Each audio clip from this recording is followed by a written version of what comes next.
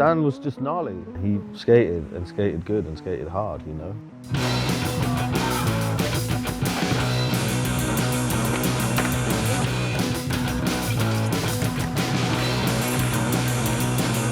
He was just a ragdoll. You'd like wind him up and just let him go. Like, hey, do that. He'd go, ooh, and he'd take the worst slams, but then he'd do it in the end, you know? But you can see in people, you know, you see someone push and be like, yeah, they've got it.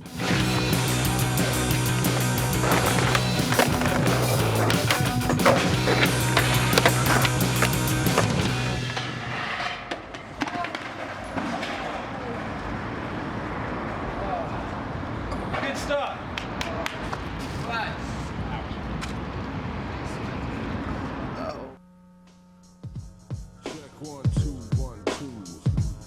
Ironically enough, the first ever skate video I watched was 4 on 131, which had Danny's profile in it.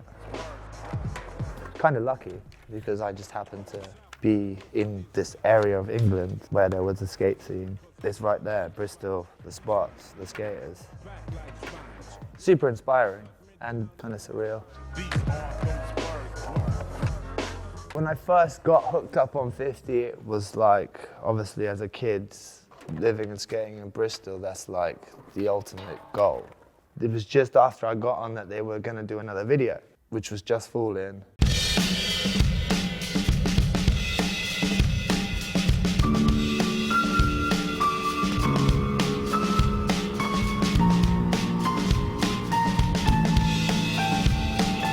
Whew, 20 years ago.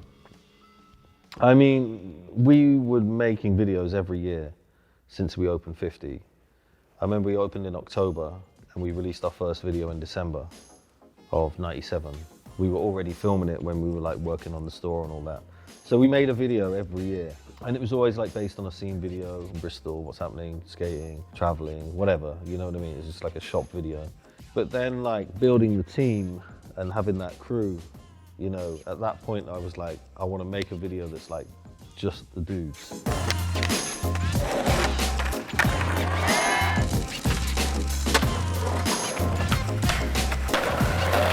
Good boy. I was the grom of that crew at that time, and my skating was, in my eyes, nowhere near the level of people that I was around, especially like Flynn and Carter and Danny. So the only way I could really try and keep up or show myself was just jumping down big stuff. Dan was there from the beginning. He was like a valid member of the team, you know, one of the young dudes with Stalker and Zach. Skinners. Those guys were amazing. You know, Stalker was amazing. I think he was really ahead of his time. You know, for a kid as well, like, Zach had such an amazing style, you know, and you got Wileman who threw himself down anything. Right, mate.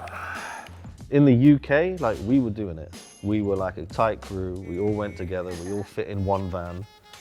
You know, when we could just go out and make it happen. Everyone pushed everyone. We were all friends. You would hear like, oh, Flynn got this, or Stalk's got this, and then it'd hype you up to get more stuff, and it was just like a big snowball effect. I think half the stuff that went down probably wouldn't have without everybody else there.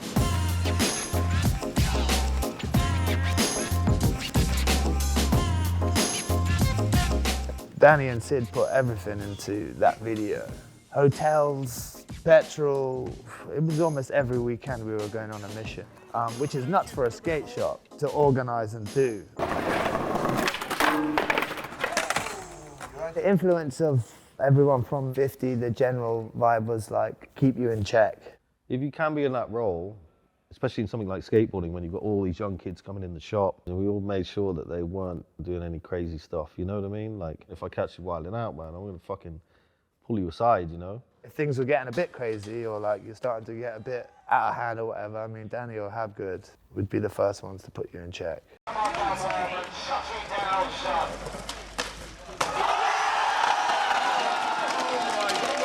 As much as I loved Bristol, is where it all happened for me. By the time I was like 22, 23, I felt like it was almost a little bit of a dead end.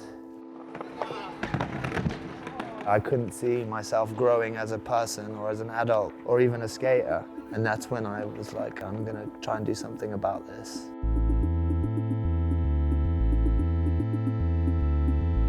I lived in Barcelona for years before Dan came. I was like, dude, I've got like a bare space in the room. You could just come and move in and like see how you get on, you know what I mean?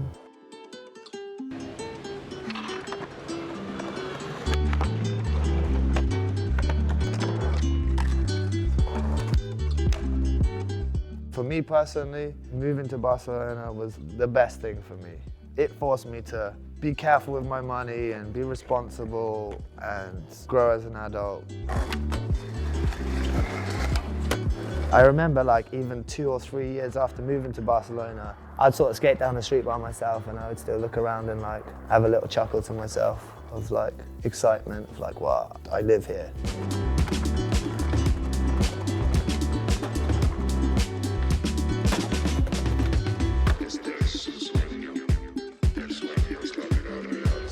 The thing is, this thing with China just came about out of nowhere and was completely different to the path I was taking.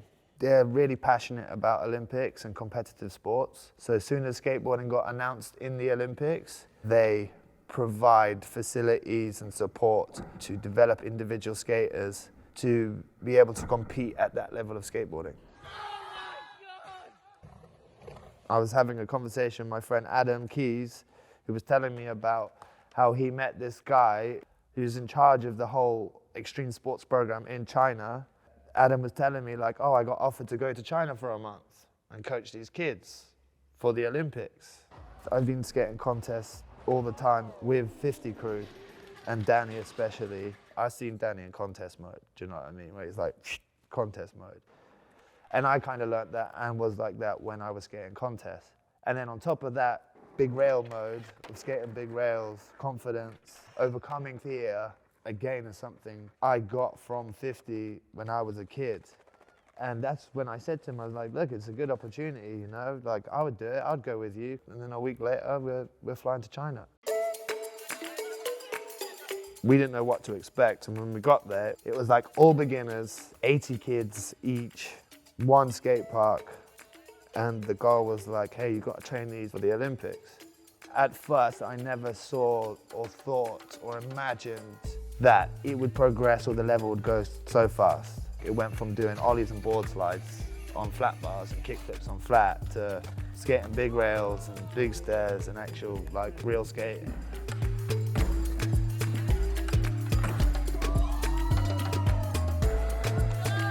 Definitely at one point, it just became very clear that Zoe was the best chance that we had of getting someone representing China in the Olympics.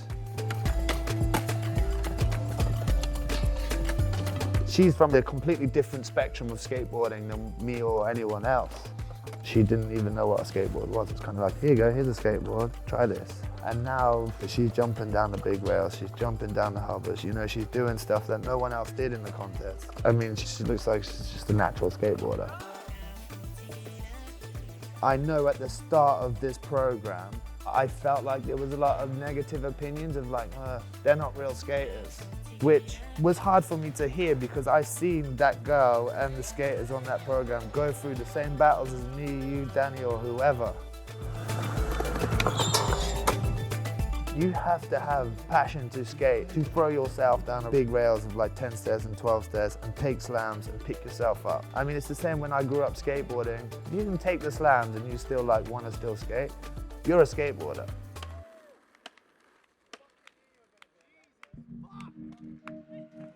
Sixth place, I mean, and she was smiling the whole way through. So me, I was proud of her for what she's achieved in the very short space of time she's been skating.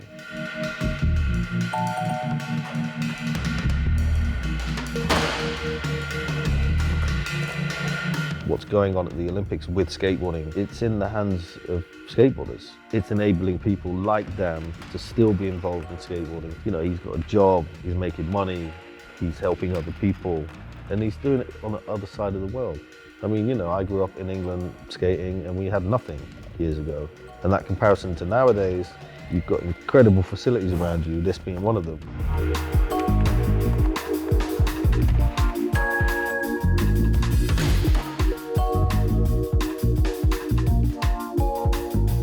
It's good because it's just going to go to a wider audience. People are going to take it seriously. City councils are going to take it seriously. You know, facilities are going to get better. Skateboarding isn't going to change.